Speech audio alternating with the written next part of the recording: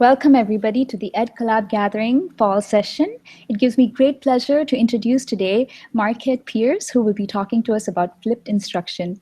Markette has presented at FlipCon and also blogs at fearlessflip.wordpress.com.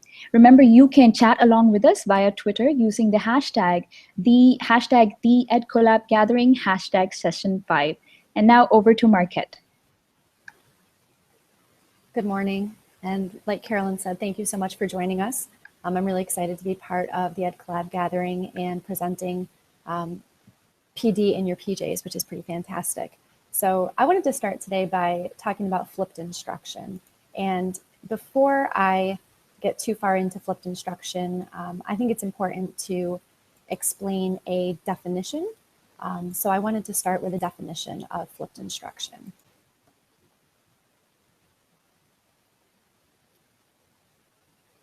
So this definition is supplied from the Flipped Learning Network. And if you're not following the Flipped Learning Network, you definitely should be.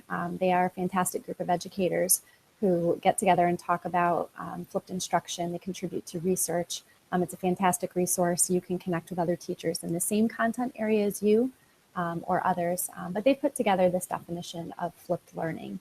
And I think it's really important to start with this because so many people seem to think that flipped instruction is videos specifically, and also I think with the popularity of things like Khan Academy, we think sometimes that flipped instruction is simply flopping schoolwork for homework. So for instance, your schoolwork is done at home and your homework is done at school. And while that is sometimes the way that flipped instruction manifests itself, you'll notice in the definition that none of that is really mentioned. So I want to take a minute and read through this. The Flipped Learning Network says that flipped learning is a pedagogical approach in which direct instruction moves from the group learning space to the individual learning space, and the resulting group space is transformed into a dynamic, interactive learning environment where, and this is where I think it's really key, the educator guides students as they apply concepts and engage creatively in the subject matter. So you'll notice that there's nothing mentioned in there specifically about how flipped instruction or flipped learning takes place. It's really more of a change in what you're valuing in terms of your classroom time. So to go a step further from that, the Flipped Learning Network, of course, has put together a rubric that I've just taken a couple pieces of here to talk about what it actually means to flip your instruction in practice. So for instance, the acronym FLIP, of course, they have assigned phrases to. So a flexible environment is what the F stands for. And I won't read the paragraph on the left describing it, but you'll notice that on the right, there's actually a rubric by which you can check yourself first. So for instance, do you establish spaces and time frames that permit students to interact and reflect on their learning as needed? So that's flexible. So I want to point out that flipped instruction by its nature is differentiated instruction. I want you to think about that as we continue through this presentation.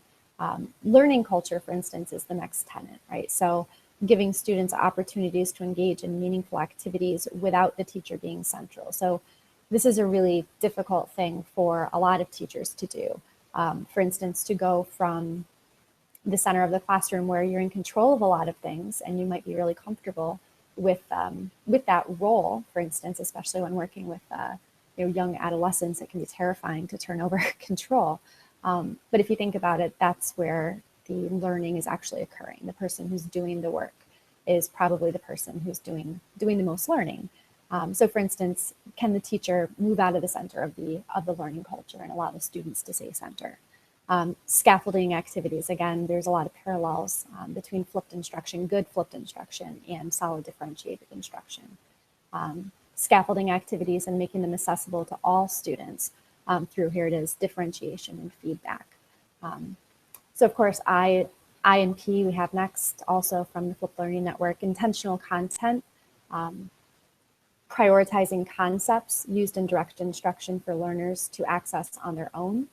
So this has to do with, of course, moving the teacher from the center, moving the direct instruction out of the shared space, prioritizing those concepts in direct instruction for learners to access, and motivating students to want that information so that they can participate at the higher levels of Bloom's, which is where we're headed.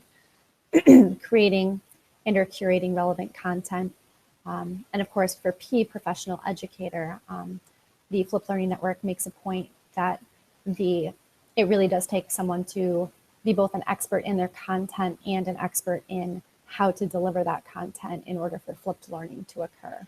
You can't have one without the other and be a successful flipped educator. And so they, of course, define that sort of criteria as well, making yourself available to students, engaging in formative assessments, and so on. So I wanted to continue from here into why we might flip instruction. And so I want to talk briefly about Bloom's taxonomy and remind you that that is, still something I kind of keep in mind. I know it's been revised several times, but if you think about the way that Bloom's taxonomy is set up, the bottom of the pyramid, if you think about it kind of in 3 tiers, right? At the very bottom of the pyramid, we have remember and understand, right? So in order for students to be able to engage in a higher level thinking like analysis or evaluating or creating, which I want to point out is at the very top of that, and our writing standards, if you think about it, writing is, I heard someone say recently, writing is actually making, which it absolutely is, and writing is a productive act at the very top of Bloom's taxonomy. So as an English teacher, it's important for me to think that where I want my students to be able to get to, there's an awful lot of things that have to happen before that. So we think about Bloom's taxonomy, and what Kahn points out in terms of flipped instruction is that typically educators value mastery of content most in their classroom. I'm sorry, they value time most in their classroom. And so what he means by that is that we move through the content at this sort of rapid pace, sometimes too quick for some students, often too slow for other students. But we really focus on the time, right? We say things like, I have to, quote, cover this material. Or we think about like arbitrary things, right? Like the end of semesters, right? Who says you need to learn X, Y, or Z in 10 weeks or 5 weeks so that the reports can come out?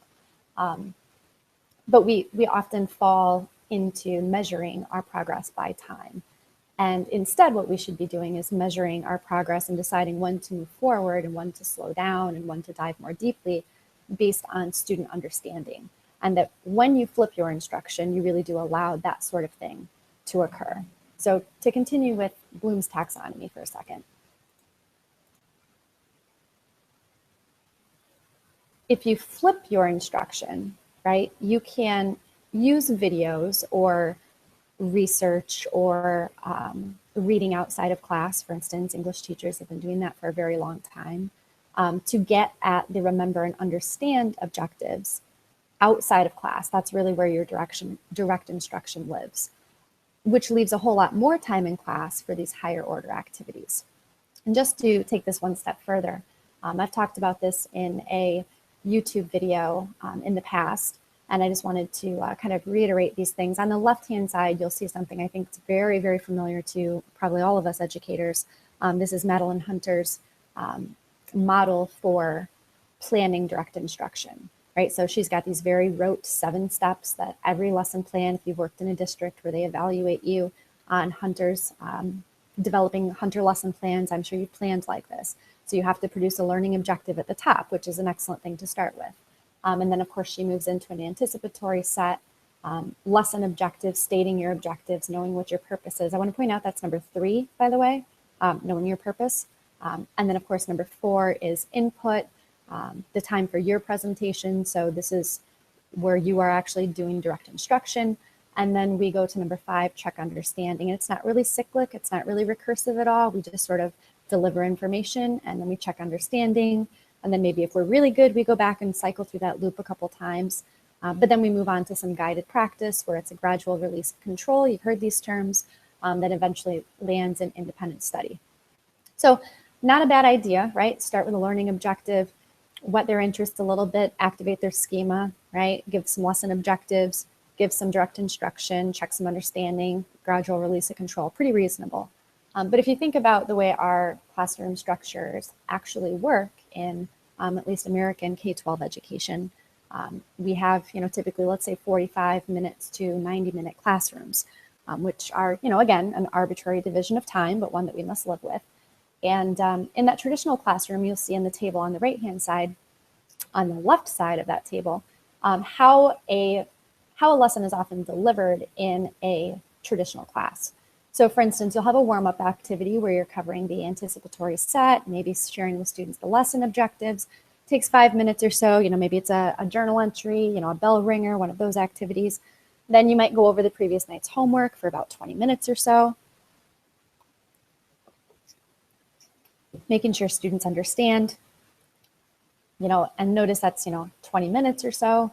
And then, of course, we lecture on new content for a good chunk of the class, direct instruction, where it's very teacher-centered. Perhaps there's a PowerPoint, perhaps there's something, perhaps there's, something you're reading from. But again, these are all things that, students could probably access on their own. And then there's guided and or independent practice or a lab activity if you're lucky for a half hour. In most classrooms, if you're structured more like 45 minutes, you'll notice your time's already up. And so that probably turns into homework. So I want to point out that if we go back to Bloom's taxonomy for a second, the most difficult things we're asking students to do, creating, evaluating, analyzing, without flipped instruction, they're doing them outside of the classroom without your help as an expert in that content and how to deliver that information. So we're putting the hardest tasks on students when they don't have us to help them with it, which is not setting them up for success. So you'll notice back to the slide on the right-hand side, in a flipped classroom, the warm-up activity might take 5 minutes or so. Basically, depending on what model of flipped instruction you are using, you are probably going to be asking them something like, how did you do with last night's activity? Was there anyone who wasn't able to access the video, for instance? Was there anyone who had any questions on what we did yesterday? And then you'll notice it moves into Q&A time on the video for another 10 minutes or so, where students who, if they had issues with something, they can ask you at that point to help you explain whatever concept it was. Because while a video does benefit students in a lot of ways, it's not necessarily a text, for instance, that's difficult with some students, depending on their developmental level or their disability to access.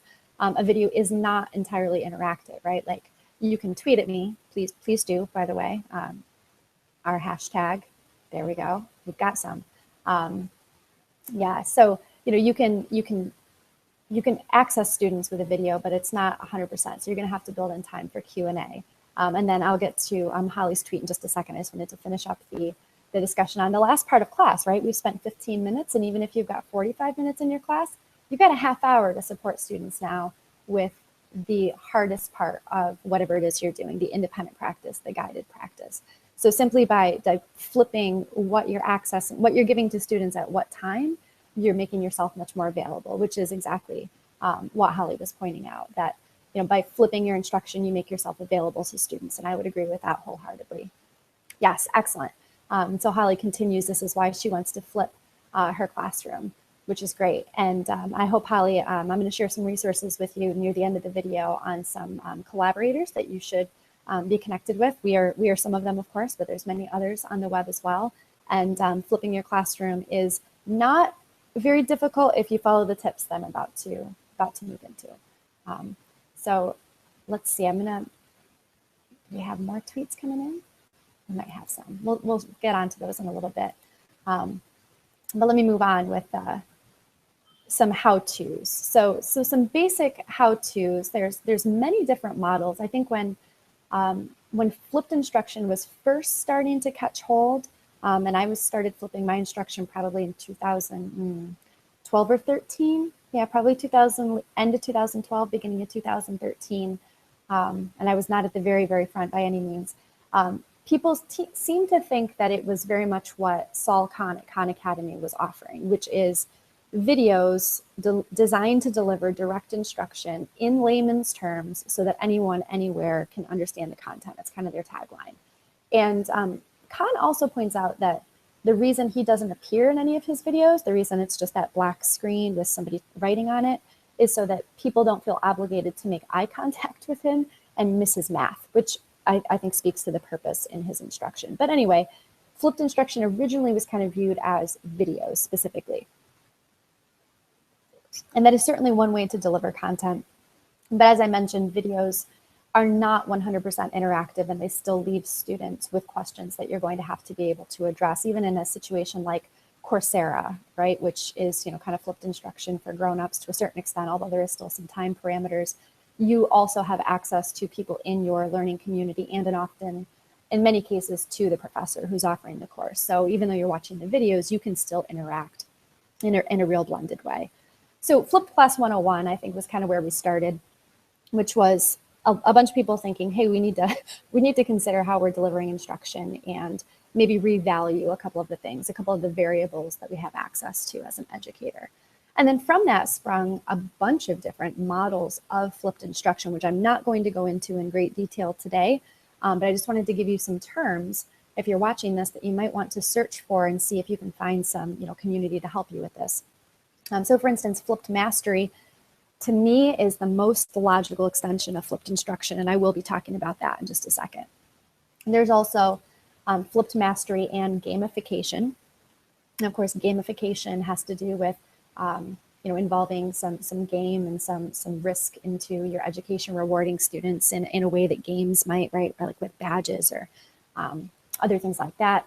Flipped peer instruction, which often goes hand in hand with flipped mastery, which I'll talk about very briefly. Project-based learning, flipped project-based learning, that is. Flipped and Genius Hour, and then of course explore, flip, apply as an inquiry technique. So there's many methods of flipping your instruction that don't have to be you sitting in front of a video, either talking at a camera or reading from a PowerPoint, as I am sort of doing today, or writing extensive notes, as Saul Khan might. So I wanted to move next into giving you some examples.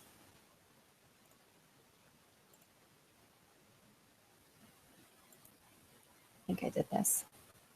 There we go. Kind of new to this. So a couple of examples that I wanted to share with you. When I first started flipping instruction as an English teacher, I've been teaching English middle school and high school a little bit, probably about half in both camps for about 10 years now. And so it took me a while. Like I said, I think it was 2012 or 13 when I started flipping. And this was with high school students. And I was very, very lucky to be teaching in a fantastic district. Hello, cadets. Mike, I know you're watching. I was teaching in a fantastic district that was in New York State, but also an international baccalaureate school, which means that we kind of had to serve two masters, right? So we had the English Regents exam that all students have to pass in New York State to graduate high school. It's one of the required exams, very few exceptions.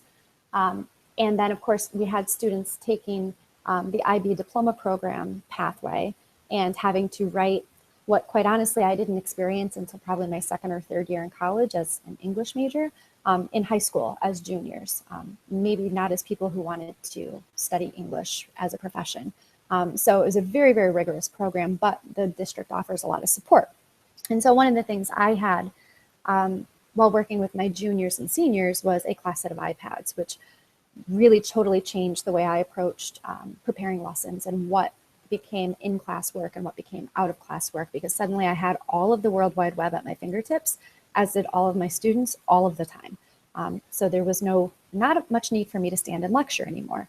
So I started changing my instruction. I'll give you a couple examples of what I did early on, and then I'll be glad to share more resources as well of this. So for instance, my students were studying, my juniors that is, were studying The Great Gatsby. And there were a couple of things that we were working on. We were trying to address, having this fantastic class set of iPads, I was trying really hard to address Common Core Standard W6, which is my absolute favorite, by the way, which is the one that says, and I'm paraphrasing here, use the internet. It specifically says that, use the internet and other sources to, write stuff, paraphrasing. So I wanted to make sure that my students had an authentic audience. And so I was going to have them publish to the World Wide Web. That was the first thing I kind of came up with. And then, of course, since we were reading Gatsby, we were working on reading for literature standards 1 through 4 pretty solidly, which I'm not going to read to you, literacy coach. But, we were writing literary analysis. We were, understanding symbolism and character development, which were both serving, as I mentioned, both of those masters simultaneously. They had 2 assessments to prep for, the Regents exam, and of course, these really rigorous assignments. And so the one in particular they were working on for Gatsby was called a further oral activity, which basically, yes, snicker, basically is an oral literary criticism that we were coaching juniors how to do. So a very, very difficult task because it involves not only public speaking, but a very brief amount of time to prepare your notes and then deliver your literary critique of something that you've just read. So like mini dissertation type stuff, like really, really hard for juniors. So we needed a lot of time with close reading. We needed a lot of time with supported practice. So this led me to consider flipping my instruction. And basically what I did was I jokingly said to a friend of mine, I wonder if I could get students to teach themselves Gatsby. That would be the magic, right? Like that would be how you really know they know it, if they're teaching themselves. And this person kind of snickered and then said, no, really, you should do that. And I thought, how am I going to do that? So what I did was I again kind of flipped the objective, right? So I thought about, instead of thinking about time, I thought about what the most important things were. And so it occurred to me that with something like Gatsby, it's very difficult for students to understand the context. So the fact that The Great Gatsby is written about the 1920s, this period that students don't really understand, and makes all these cultural allusions to things prior to that, didn't make sense to them. So I first, and this is a tip for flipped instruction, is going to be to start small. I had to, of course, read all of Gatsby and then mine it for what I called cultural allusions. So anything I thought that was a reference to something kids wouldn't understand, like Rosie Rosenthal or Maya Wolfsheim, I wrote down on a list and I came up with 40 or 50 things. And then I assigned the work to my students. So this would be some peer instruction. I had the students make videos for each other, no longer than a minute or so, explaining this cultural allusion, totally out of context, but it helped us to get into the fact that we were going to be publishing online. They needed to be good about citing their sources and how to use the new technology that we had used. So it was a dual purpose lesson, which is another tip for flipped instruction. So my students made these videos, and then when we encountered something in the text, like the Valley of Ashes, for instance, I would ask, who in this class made the video about, the real life place that is, it's a real life place, the real life place that's the Valley of Ashes. And a student would raise their hand, and then we would cue up the video. A minute and a half video would play, and then the entire room would understand what they needed to be able to understand the cultural allusion. Then we ended up wondering where we were going to store these things, so we came up with a wiki. And so I've actually populated, or my students populated, an entire wiki with things like their close reading analysis. One of the other things we did while I flipped instruction with that unit, again, while thinking about time, rather than having daily assignments or homework that was due each and every day, I broke up the assignments into week-long chunks. And so I would tell my students, by the end of the week, you need to have accomplished X, Y, and Z. And it ended up being really, excuse me, really quite regular. So for instance, what I ended up telling students was, each week we are going to have read a certain amount of pages, right? Like all of chapter 4 or all of chapter 6 and 7, right? Whatever the short ones are. At the beginning of the week, I need you to demonstrate to me that you've read that. So I expect basically, a reader's journal entry, just tell me something you were thinking while you read the text. And then at the end of the week, I need you to jump on the wiki and complete what I referred to as a close reading update. So at the beginning of the week, their goal was, back to Bloom's taxonomy, demonstrate they remembered and understood. So just the very bottom levels of the book, right? They could even ask me questions like, who is this Daisy woman and why is Nick so keen on her, right? Like, they wouldn't say keen, but why is he so interested in her? And then I would know, for instance, what students don't understand and could address that when we got together in class as a group. So we really cleared the reading outside of class. And I was very clear, it didn't matter to me if they listened to it on tape, if they read the book with a friend, if they read it to themselves. They just needed to understand the content, knowing what we were prepping for and what they were going to have to do as an assessment, which was read something, annotate it, and then deliver an oral analysis. So the beginning of the week, reading journal, just demonstrate you read and understood, or you have questions. Throughout the week, then, we would basically choose Monday or Tuesday what we thought as a group the most important things were in the text. So the kids immediately picked up on color. I kind of primed the pump a little bit and said things like, why do you think they keep mentioning yellow? But we chose things each chapter that we wanted to explore more deeply. And then by the end of the week, their goal was to write, 250 words or so, front of a page, analyzing one of many of the things we discussed that week. So that was my first foray into flipped instruction, was really simply kind of thinking about what I was going to do with class time, what the kids needed the most support with. That happened in class. What they didn't need me for, I no longer provided for them. So you do not need me to read aloud The Great Gatsby to you, and I will insult your intelligence if I do that. So my students we did not read it together in class.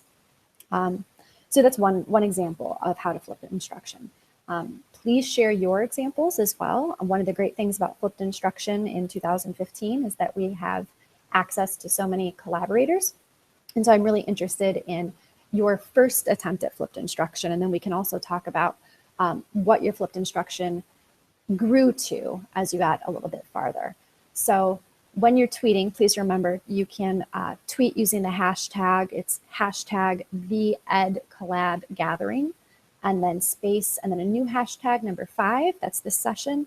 And that way we can sort your tweets both by the entire session, by the entire gathering, and just by this session.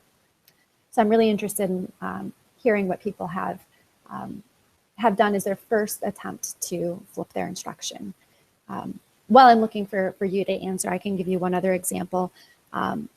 When with the same group, I was also teaching the kite runner. And so basically we did a very similar task as we did with Gatsby. Gatsby was kind of something that grew. And with the kite runner, for instance, our objectives were very similar. Students had to write basically some literary analysis at the end of the unit. That was their main assessment. They knew that going in. I make sure to tell students what their assessments are going to be and why we're doing what we're doing to prep for them, and why I'm pulling away, this is important, why I'm pulling away support in certain areas so that they can get better at doing what they need to do independently on the assessment. So for instance, with the kite runner, I again kind of broke up the reading into smaller chunks and then assigned students kind of this 2-level assignment where they simply had to come to class prepared to talk about something that we thought was important. Maybe take some baby steps into whatever the assessment was. So for this one, there's a lot of close reading and annotating, which was again more towards a very particular IB task than it was towards New York State tasks, but good practice for both. And so we had students kind of work on that with a weekly objective as well. So that allowed students who wanted to dive more deeply into something in particular. A lot of my female students got really interested in the portrayal of women in the book, or the lack thereof, might be a better way to think of it. So that kind of cleared the space for those students to really dive into whatever that particular interest was. And then the students who were really struggling with the cultural difference or the words themselves, or just finding time to read this text that your English teacher tells you have to read, was also something that students were able to do in class with my support if they needed it. And so Carolyn has tweeted, you can flip your instruction to build background before reading a unit, which is one of the things I mentioned with the cultural allusions, for instance. Allow students to dive deeply into the background, build some schema into whatever the concept is that is going to be difficult for them, and then you can move into what the actual task is. Yeah, so you can flip your instruction and watch videos. You can use class time to discuss and launch a writing unit is another way to use your class time better if you're thinking about flipping your instruction. Okay, so we've gone through some examples, and I encourage you to keep sharing your examples as well. But I'd next like to move into some tips and some traps in flipped instruction. And Holly's reminded us again, not to think about flipped instruction just as videos. That's really important as well, that there's, it's not always interactive, right? And it may leave kids with more questions. I think it's good to start with videos. That's an easy way for many teachers to think about that, in addition to just simply rethinking time and supporting the thing that's the hardest for students, might be the most basic way to think of it. But I think you can also support flipped instruction through videos as long as you provide them with some time to ask you those questions and get them answered as well. All right, so I want to go over some tips and some traps with flipped instruction as well. And I've already mentioned a couple of these, but I want to go into a little more detail with them. One of them is going to be to start small. When we get excited, raise your hand if this sounds like you. Many times we get excited about a new pedagogical technique or a new tool in the classroom, and we really want to go just whole hog on this. And Teacher burnout is the rate it is for a lot of reasons, but I think our personalities might be one of them. So I want to encourage, if you're thinking about flipped instruction, to really don't bite off more than you can chew. There'll be a challenge at the end of this presentation where I'm going to ask you to think about a way that you can flip your instruction. I'll give you a very specific deadline so that we can come back and talk about this. But I think it's really important to start small when you're flipping instruction. I would recommend, if you're thinking about moving into flipped instruction, as a couple of you have tweeted that you are, I think it's important to not try to flip a unit that you're currently in. If you think about that, you've already laid down what you think are the best pedagogical intentions for that unit. You've structured it the way it's structured, or in some cases, you've inherited the structure of it from some curriculum binder. But it exists the way it is, and changing it midway through, I'm not sure is best educational practice. You might miss something.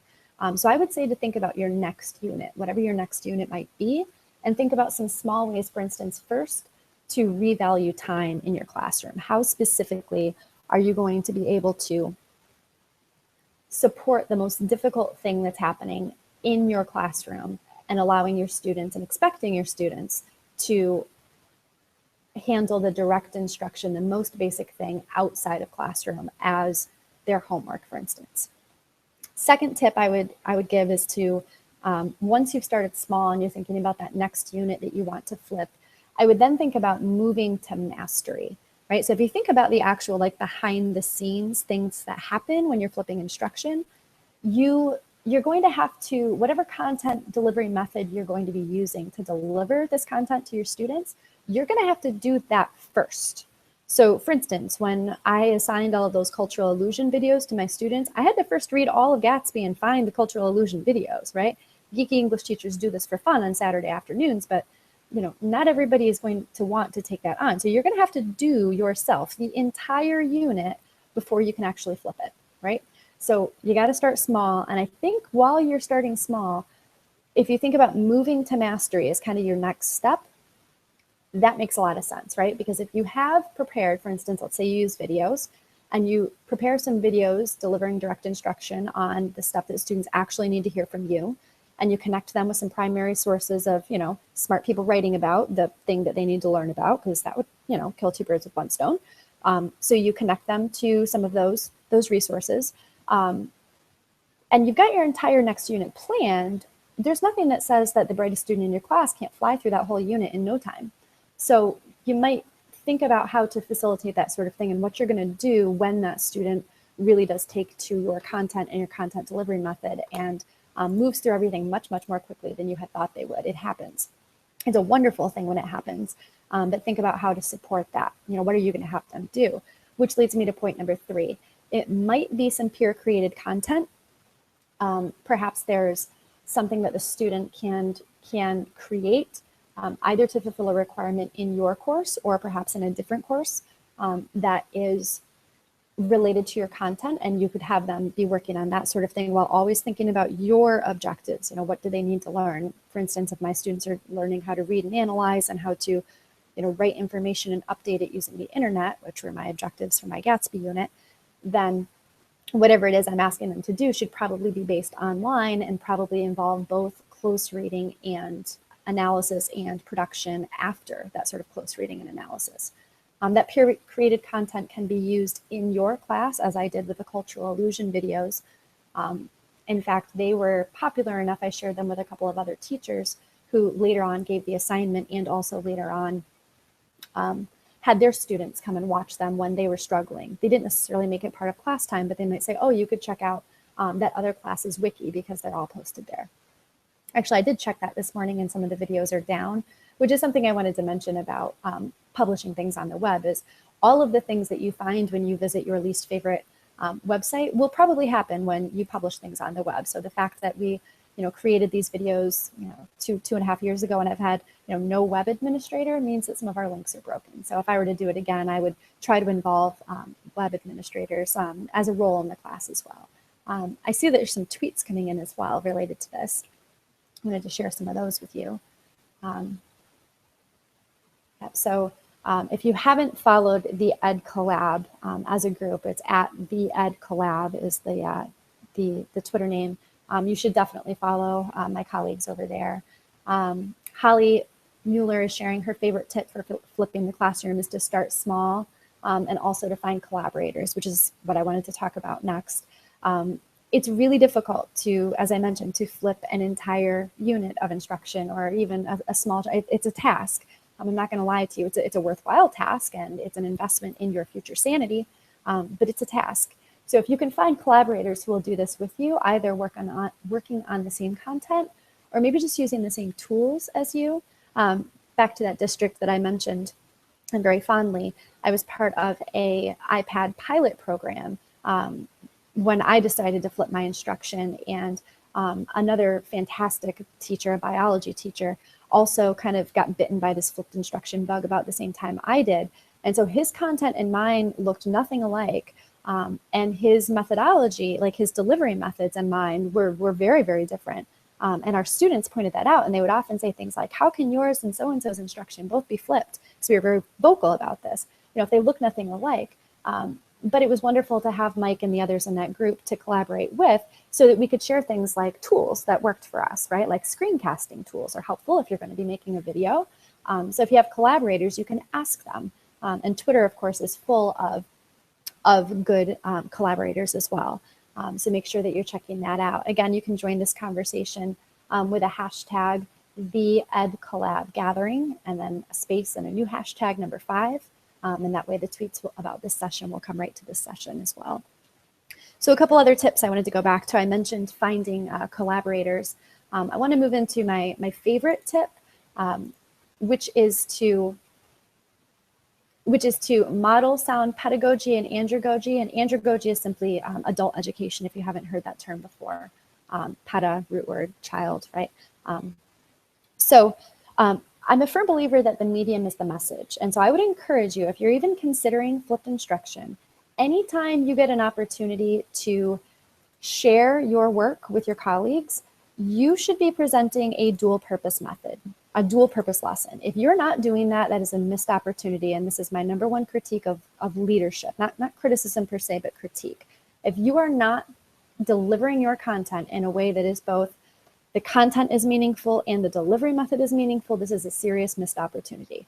And so I would encourage you, no matter what your role is, to consider how you will do that. So for instance, let's say you're a department chairperson, send the agenda ahead of the meeting. There is no reason to read through the agenda or to read the agenda items and call that a meeting. That's not a meeting, right? Send me a well-written email and let me move on with my day. Please do that. Try that once or twice. And when you get to the meeting, handle it like you would with your students. Does anyone have any questions about the agenda, right? You're assuming the best intentions that people will have read it and will have come with questions. If there are no questions, then I'd like to move on to, and then make it meaningful, right? Have something that you're doing in class or in this meeting that is purposeful in terms of flipped instruction. That, in either the content is valuable or the delivery method itself. Perhaps you're trying out a new technique, a delivery method of some kind.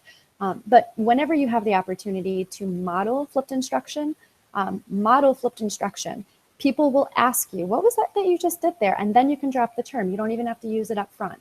But I think we don't do ourselves favors when we don't share our very best work, when we do it in the classroom, but we're not willing to share it outside. And this moves me to my next tip, which is to experiment. And if you think about the scientific method and experimentation, part of that is making mistakes. Part of that is, I've heard about failing up and acronyms for fail. But making mistakes is something that as a flipped educator, you need to be willing to do. And if you think about it, it's probably going to be pretty public. So you have to learn to be okay with that. Again, if we go back to one of our first tenets in our discussion of flipped instruction and its definition, it's not about you as the teacher. You're simply the delivery method and the facilitator. It should be about the students. It should be about them getting better at their craft. And so if you keep that in the back of your mind and become more willing to laugh at your own mistakes and make mistakes publicly and then share what you've done to correct that mistake, I think that sort of thing goes a long way and is a huge tip for flipping your instruction, because as with experimenting with anything new, you're going to make mistakes. I'll share one with you. This is a pretty public one as well. So my second year flipped instruction, I'm old hat at this. I've had this iPad cart for a year. I know exactly what I'm doing. We've had some new software come out from Andrew Stillman, who, if you're not following on Twitter, you should be. Fantastic developer of free Google plugins for teachers. So I was using one of his plugins, and a whole bunch of other teachers across America had decided to use the same plugin because it was a great idea. And he hadn't anticipated that, and the website went down. So there I am in the middle of a class, and the class is supposed to be operating in this online fashion, and the online tool dies. So that was difficult. Simultaneously, I had publicly declared I was going to be a paperless classroom, which leads me to my last tip, actually, which is to focus on your objectives and not your activities, right? I got sucked into teacher trap number 1 and focused on activity. We've got these cool tools. We don't need no paper. When in reality, there's a lot of reasons why you might need paper. For instance, all that research coming out about students understanding things better when they actually write it by hand, being able to annotate on pages of paper so that you can do that when you get to an exam or a test, or just have that skill for your life.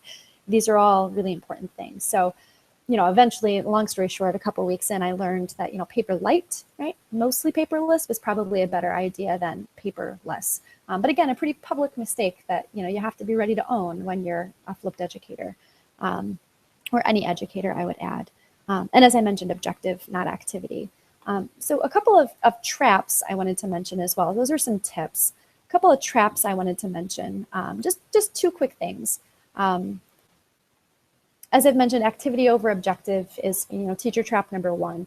And these next 2, I think, are the 2 most commonly asked questions, or veiled criticisms, maybe, of flipped instruction. And I just wanted to address them quickly before we move into your challenge for the next couple weeks. So the first one is, what if they don't watch the videos at home? Which is a question flipped educators probably get asked until they're blue in the face. The answer to that is pretty simple, right? If the video is homework and the students aren't doing their homework at home, the answer to this question is whatever you typically do when students don't do their homework.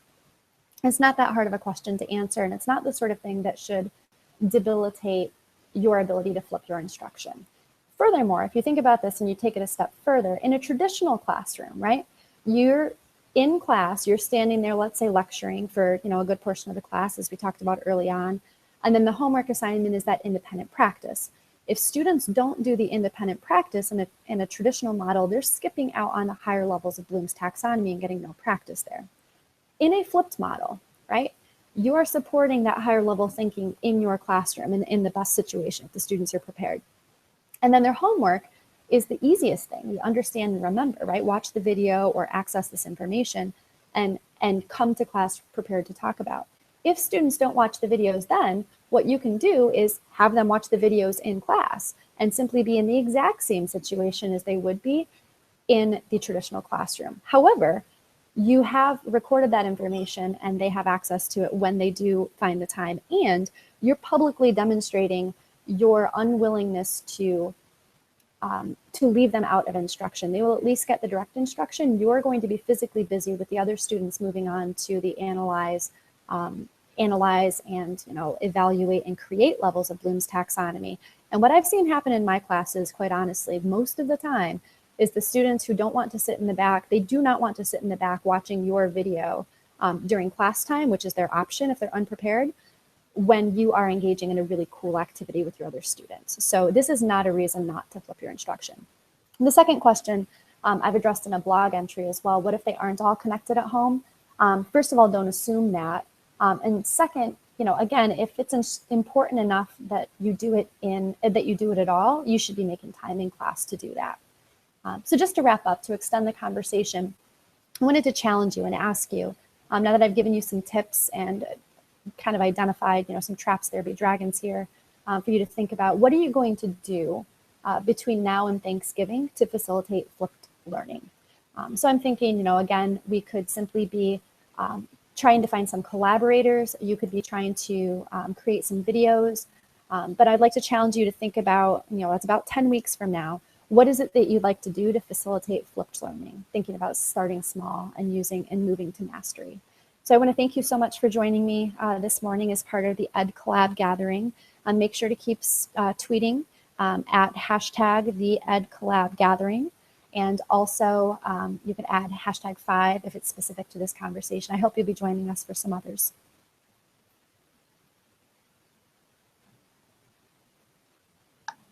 All right, thank you, Markette. I know I learned a lot about flipping instruction, and I'm definitely going to give it a try. I especially like the comment you made about making mistakes. For a lot of us who are new to this, I think that is something that will encourage us to give it a go. Thanks again, Markette.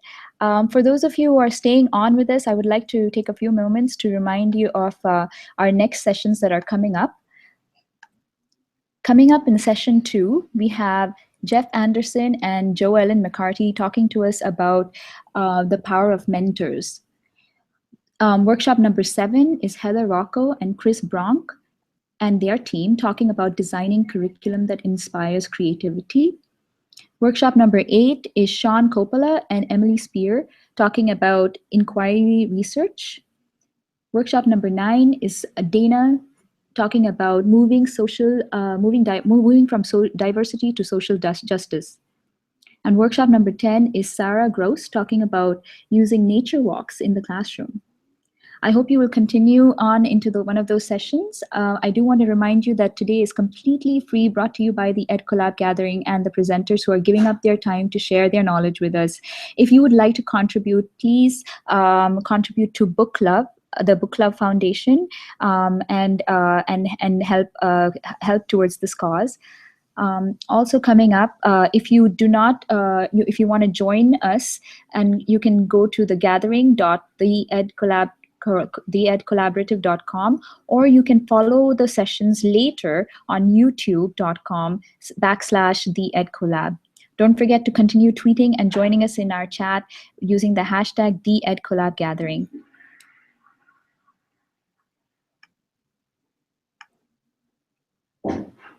Thank you for joining us.